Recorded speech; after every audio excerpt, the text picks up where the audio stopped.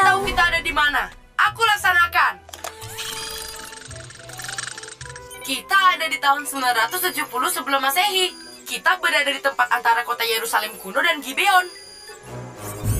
Oh tidak, aku melihat tentara dan mereka terlihat tidak bersahabat. Cepat, bersembunyi.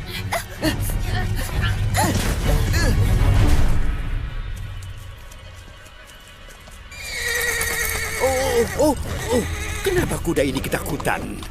Mungkin bau seekor serigala. Mereka ada di sekitar pegunungan ini. Pergi. Diam. Apa itu?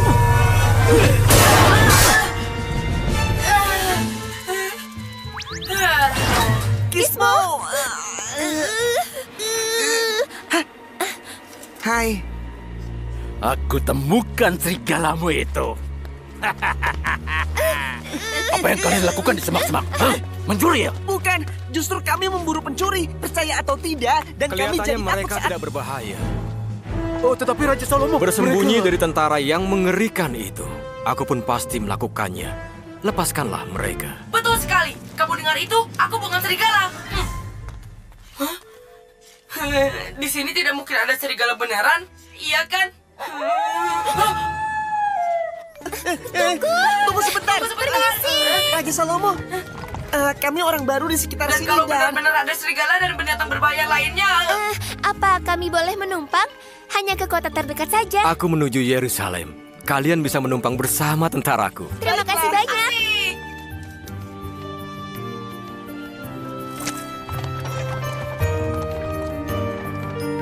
Kita harus berterima kasih padanya. Kapan lagi kita bisa dapat tumpangan dari seorang raja? Ya, tapi lain kali aku inginnya naik kereta raja.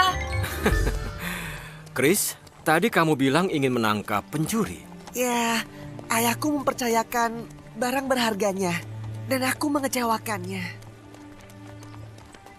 Aku sangat mengerti apa yang kamu hadapi sekarang ini, Chris. Ayahku dulu seorang raja sebelum diriku. Raja Daud. Ia mempercayakan seluruh negeri Israel kepadaku. Jangankan memimpin seluruh negeri. Memimpin kelas lain saja aku tidak bisa. Bagaimana Anda bisa melakukan semua itu? Aku merenungkan semua nasihat ayahku. Anakku, suatu hari aku akan meninggalkan dunia ini. Sebagai pria, kuatkan hatimu, lakukan kewajibanmu dengan setia, dan hidup menurut jalannya. Ikuti perintah-perintahnya dan hukum-hukumnya yang tertulis dalam hukum Musa, supaya engkau berhasil dalam segala yang kau lakukan dan kau tuju. Jika kau melakukannya, maka Tuhan akan menepati janjinya kepadaku, yaitu jika keturunanmu hidup setia dan dengan segenap hati dan jiwa setia mengikuti aku, salah satu dari mereka akan bertakhta di Israel. Jadi, sesulit apapun masalahnya, selama aku mentaati Tuhan, Ia pasti akan membuat aku berhasil. Anda memimpin setelah ayah Anda meninggal, tetapi ayahku sedang menungguku. Dan jika ia tahu aku mengacaukan semuanya, aku selesai.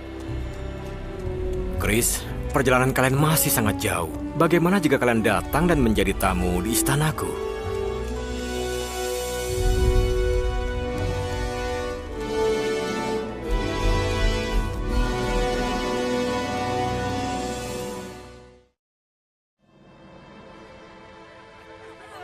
Chris, kamu nggak mau coba makanannya? Yang ini enak loh. Nanti saja. Seseorang di museum pasti mencuri Maxis. Berarti barang itu masih di sana. Sekarang, aku tempatkan setiap orang di tempatnya sebelum mati lampu. Joy, kamu dan aku di sini.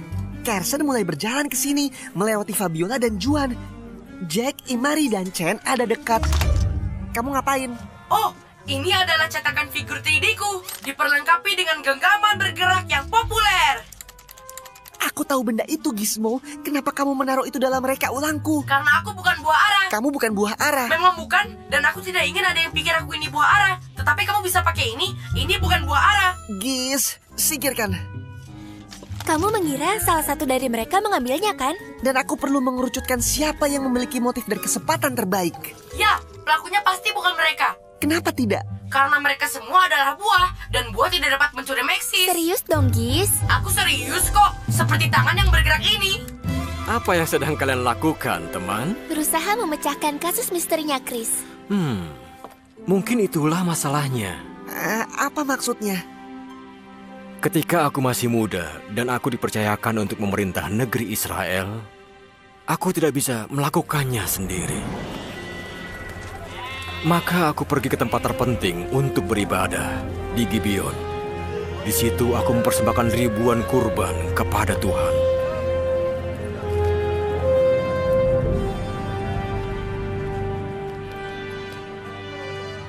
Malam itu, Tuhan berbicara kepadaku melalui mimpi.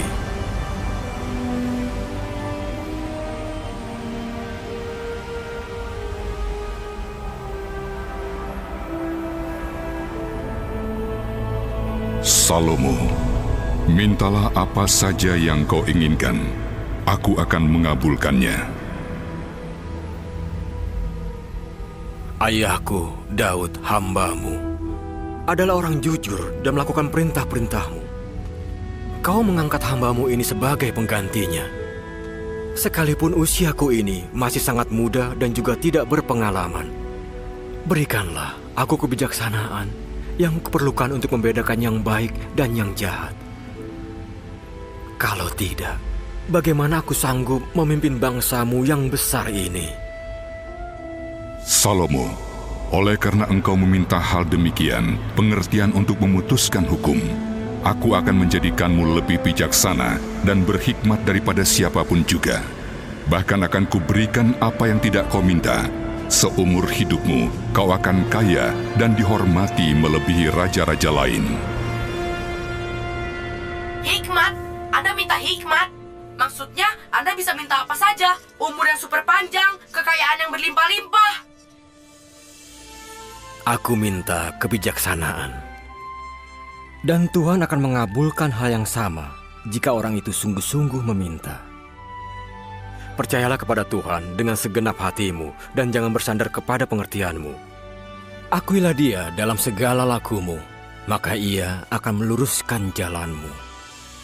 Kamu percaya kepada Tuhan atau pada dirimu, Chris?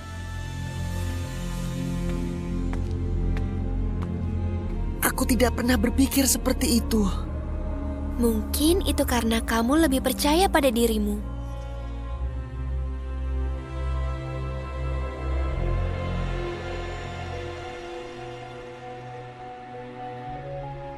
Tolong aku, Tuhan. Ayahku akan sangat kecewa jika pameran gagal karena aku. Tolonglah aku. Aku percaya kepadamu dan bukan kepadaku. Tapi... apa gunanya?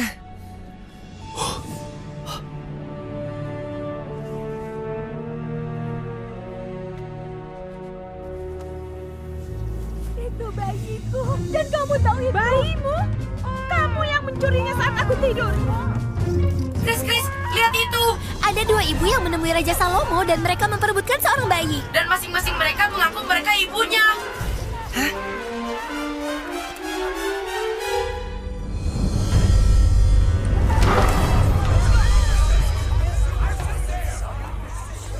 Tak ada saksi yang membuktikan bayi ini milik siapa. Ya, jadi Raja Salomo juga tidak membuat keputusan. Kenapa tidak dicek saja sampel DNA-nya supaya tahu siapa ibunya? Gis, itu ide yang bagus. Minggir! Beri jalan! Aku raja yang akan memutuskan kalau ini bayiku. Aku hanya butuh beberapa helai rambut untuk menganalisa. Dan misteri ini akan terungkap.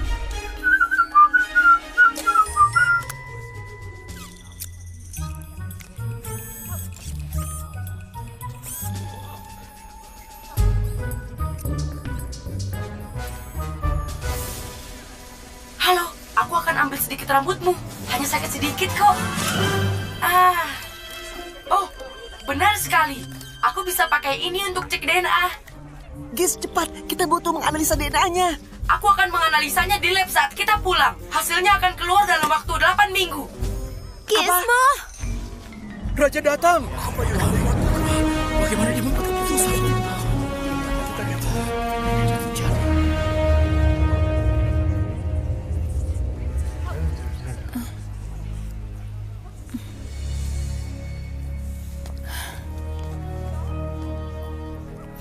Iya, tuanku. Perempuan ini dan aku tinggal satu rumah. Dan aku melahirkan anak pada waktu itu. Dan 3 hari kemudian dia melahirkan. Kami sendirian. Suatu malam, saat kami tidur, ia menindih bayinya dan bayinya meninggal. Lalu saat aku masih tidur, ia bangun dan mengambil bayiku dan menaruh di tempat tidurnya. Lalu ia meletakkan bayinya yang mati di sebelahku. Di pagi hari, saat aku ingin menyusui, aku melihat bayiku sudah mati. Tetapi saat aku memperhatikan wajahnya, ia bukan bayiku. Tidak, itu bayimu. Bayiku masih hidup. Bayi yang mati adalah anakmu. Bayiku masih hidup. Apa yang akan Raja lakukan? Tanpa tes DNA, sulit untuk tahu siapa ibu dari bayi itu.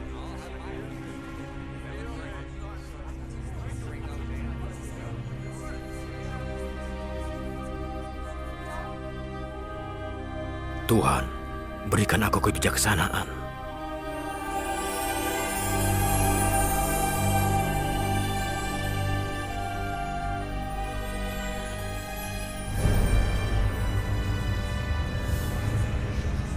Kalian berdua mengaku bayi hidup ini milik kalian.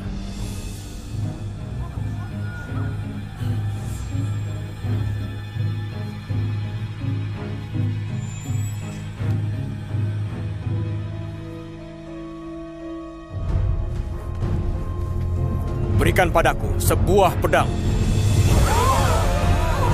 Apa?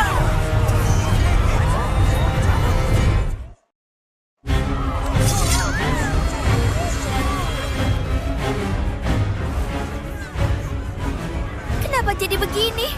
Penggal bayi itu menjadi 2, supaya kalian masing-masing bisa memilikinya. Tidak.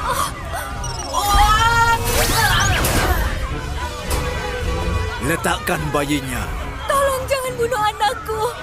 Tuanku, aku sangat mengasihinya. Berikanlah padanya, asal jangan bunuh dia.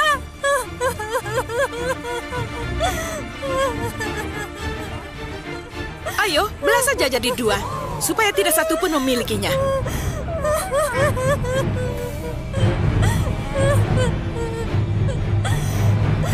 Jangan bunuh anak itu. Berikan dia kepada ibu yang menginginkannya hidup. Karena dialah ibunya.